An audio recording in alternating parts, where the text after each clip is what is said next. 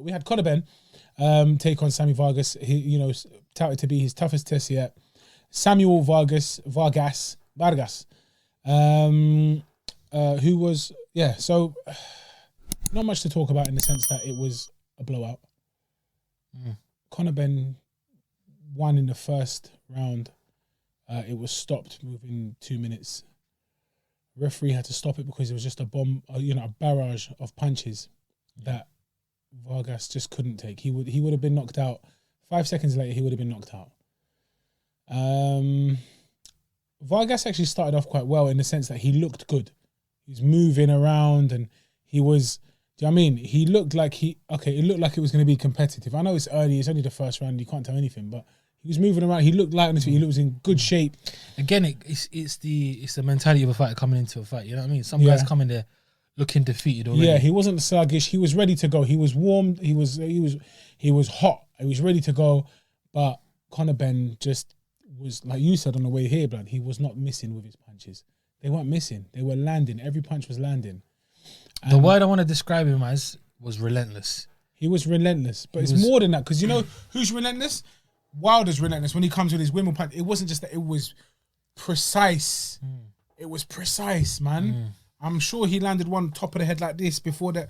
I can't remember exactly, but it was the combinations of relentless flowing and precise, and those two together made for just a phenomenal. Ben's a very, very good pressure fighter. We spoke about it before. You know, there's educated pressure, and you know when you press, when you don't. He's grown so much in such a short career. Yeah, absolutely. You know, and this was a big test. This was a very big test. Sammy Vargas obviously was coming in ready, and he was here to win.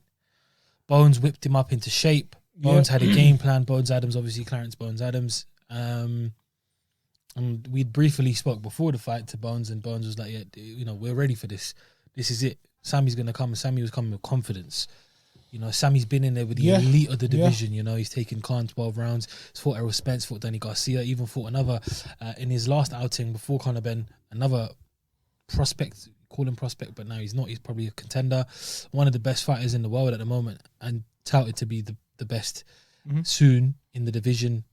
Virgil Ortiz, killer. And Conor Benn went in there and blew Sammy Vargas out.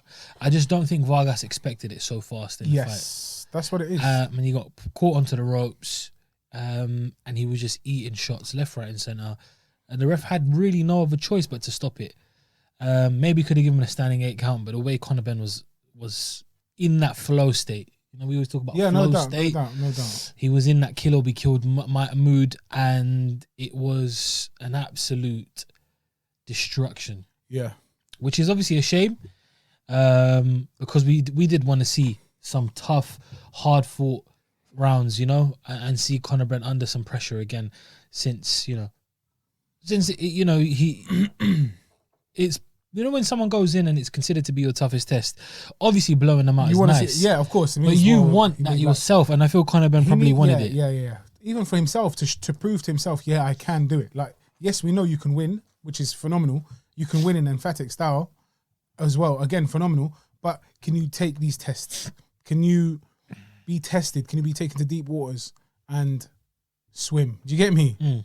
Can you? And I think he can, but we need to see it.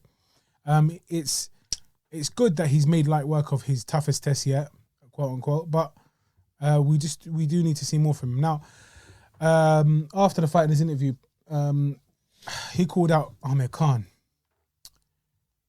I don't know, that guy. I don't actually think that that's a good fight anyway. I don't think it's a good fight. I understand why he wants it. He wants to, at the end of Khan's career, make it, you know, have that name under his belt and be like, you know what, I blew him out. I blew Khan out, or I beat him, I took him to, however he wins, but he believes he can win. I think a lot of people believe he can win. Yeah? Khan soon after tweeted, you know, good fight, whatever. Conor, well done. Great kid. Wish him the best. At his age, I was a world champ. Taking a little dig. Maybe if he had some belts, that fight would make sense, but he's got a long way to go yet. Emoji. Punch emoji. Makes sense, in my opinion. So, yeah, he's at the end of his career. He's only got 1 or probably 2 fights max. Yeah. He said he's got 1 more in him. Why would he Listen, there's a difference in boxing and sports entertainment. Yeah, there's sports and sports entertainment. For example, in WWE, I'll give you the example. WrestleMania weekend, you know, I'm feeling it.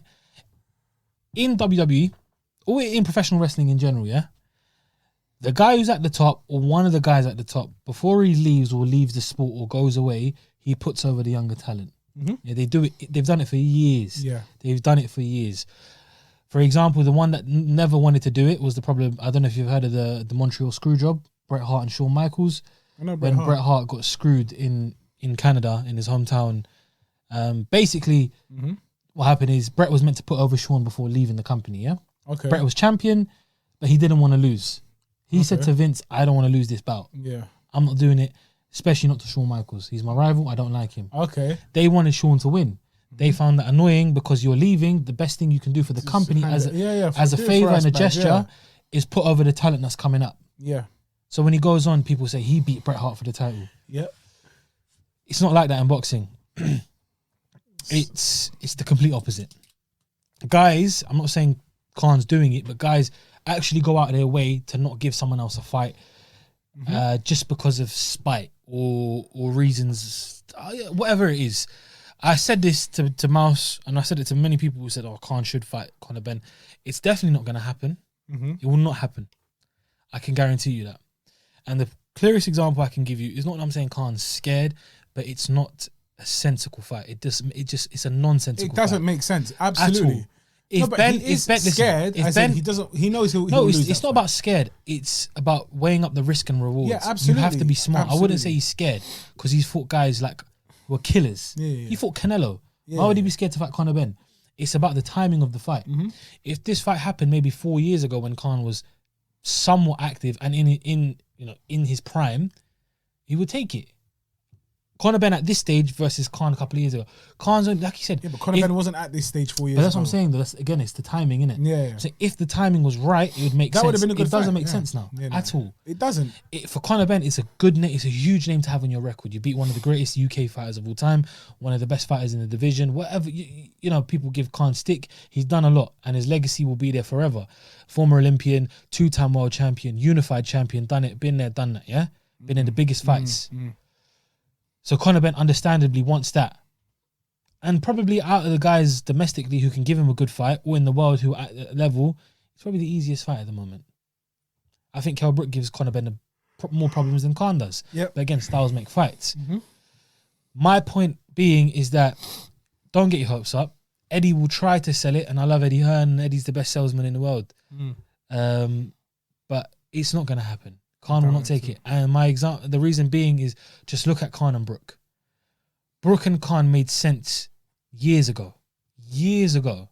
Khan was in his prime, active, fighting everyone, just moved up to 147, looked dominant against Luis Collazo, looked dominant against Davin Alexander. Kell Brook at this time was the IBF champion of the world, had a world title.